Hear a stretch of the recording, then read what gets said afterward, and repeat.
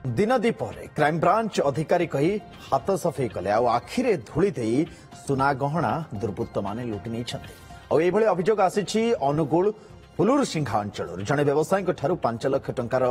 गहना लुट्र अभियोग होती अभियोग अनुसार व्यवसायी क्षीरोद कुमार प्रधान दुकान जाऊा बेले हरिमहुरी छक निकट में दुर्बृत्त माने निजक क्राइमब्रांच अधिकारी कही अटकई पुलिस पोशाक से पिंधि आई कार्ड भी देखते आगे चेकिंग चली पिंधि सबु सुना गहना काढ़ी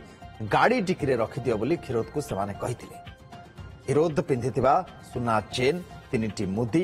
खोली से सबू को नहीं गोटे कागज पकेट्रे भर्ती कर क्षीरोदकर गाड़ी डिक्की रखा बहाना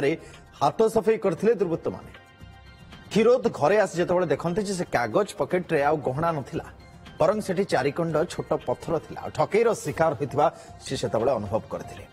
अनुगुल थाना बाबद से एतला देछंती पुलिस मामलाटी रुजु करछि घटनार सीसीटीवी फुटेज जांच करने सहित छानभिन भी आरंभ करछि